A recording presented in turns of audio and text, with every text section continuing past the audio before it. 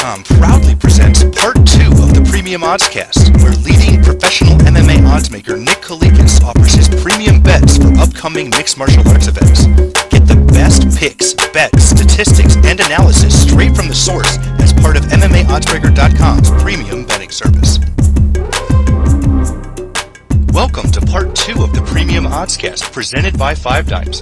I'm Brian Heminger, joined today by leading MMA oddsmaker Nick Kalikas, and we'll be giving you our MMA Oddsbreaker premium bets for UFC 168, which takes place later tonight in Las Vegas, Nevada.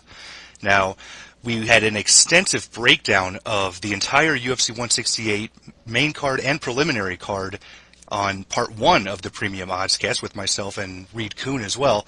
So you want to check that out, go ahead. But in this version, we'll be just giving you our premium plays and a brief explanation on why we went the way we will.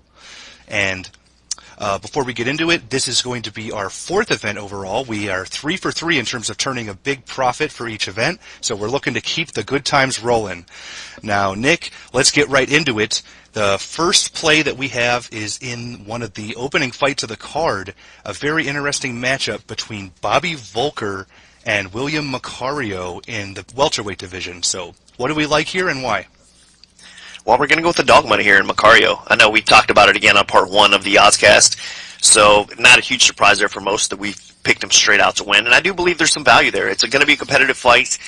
I think that the Volker's inability to stay active is probably going to cost him in this fight. I think Macario is going to be pushing forward, landing bombs, and I think it's going to be a competitive fight that it'll hit the cards. You got to go with the dog if it does. If it doesn't hit the cards and there's going to be a finish, I think it's probably going to be Macario doing that as well. So at plus 135 at the time of the recording, I think there is some value on Macario, no doubt about it. So we are going to put 2.5 units on Macario to beat Bobby Volker.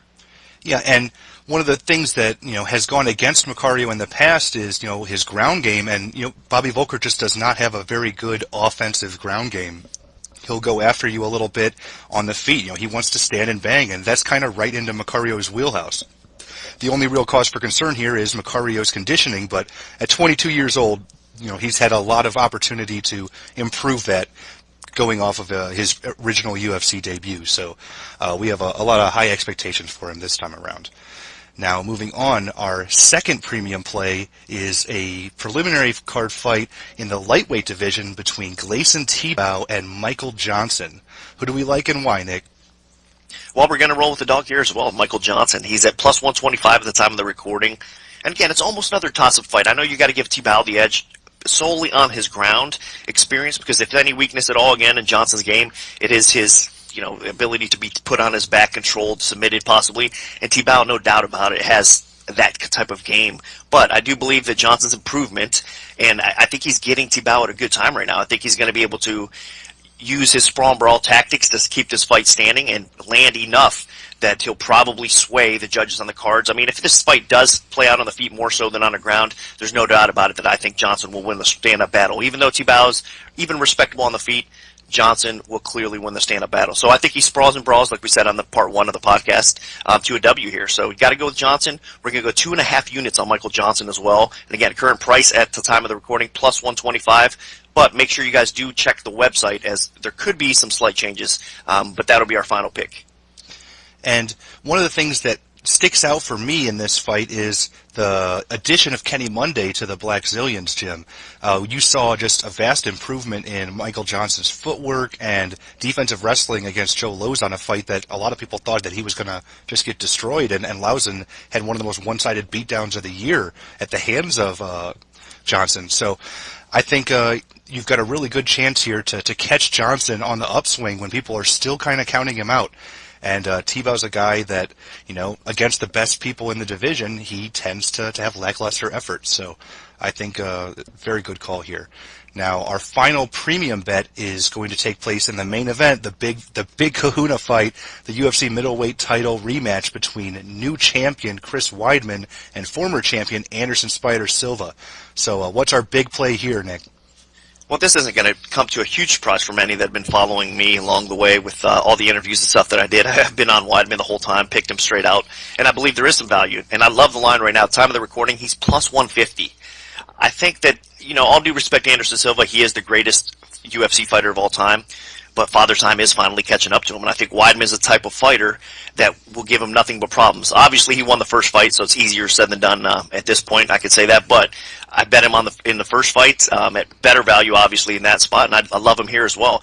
I just think that Weidman has more ways to win this fight. I know he can utilize his wrestling, his takedowns to control that way. I think he has a chance to submit Anderson Silva if it hits the floor, and I do believe even though Anderson Silva better overall striker, I think Weidman can be more effective and land the harder punches on the feet. And if that happens, I think he's probably going to end up knocking Anderson Silva out again. You don't necessarily have to be the better fighter to win, and I believe that, again, timing is everything, and Chris Weidman is catching Anderson Silva at the right time. So I think we're going to hear and still champion Chris Weidman, and I hope so because we are taking that plus 150 dog money. And how many units are we playing for this one? This one's going to be our biggest play. It's going to be 4 units. And again, it's strictly based on value. I mean, at plus 150, I believe the line should be a lot lower, so that's why we're increasing our play here. All right, excellent. And I have to agree, even though on the part 1 of the Premium Oddscast, I did side with Anderson Silva, the more that I've watched tape and the more I've thought about this fight, the more I like Chris Weidman.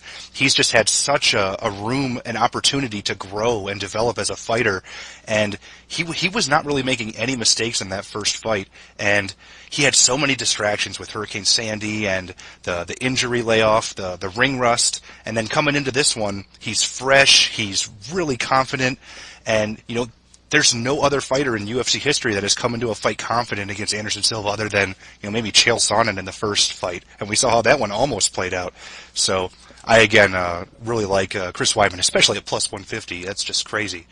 So that'll do it for our regular premium picks, but we also had a free play which we gave out last night. So if you want to get on the free plays, make sure to follow at Premium Oddscast on Twitter, or you can send an email to picks@MMAoddsbreaker.com, and we'll add you to our email list.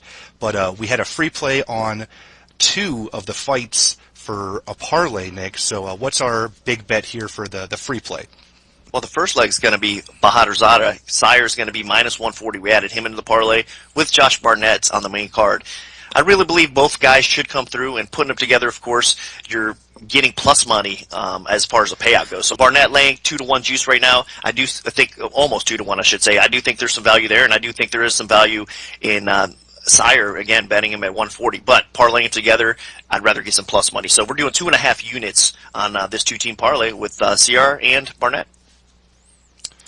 Oh, wonderful. And I really, really like Barnett here. Even though Travis Brown has given me some great interviews in the past, Barnett's skill set just has a great opportunity here to really take advantage of some of the weaknesses that Brown is potentially capable of. So that grinding offensive pressure-based style just really has a good chance of stifling what Brown's athletic gifts. And Sire, as long as he can keep it standing and get his distance and avoid, getting clinched against the fence or taken down, he's got a real good shot of dishing out some serious punishment against John Howard, who might be getting a little bit of extra hype just because he took on a tentative Uriah Hall and eked out a split decision. So those are our free plays. And again, follow at Premium Oddscast if you want to get those free plays on Twitter right when we announce them, because we usually announce them right after the weigh-ins the night before the event. So you can get 24 hours notice before the fights. So that's going to do it for part 2 of the Premium Oddscast. Thank you guys for listening, and a special shout out to our sponsor, 5 Dimes, and happy betting, everyone.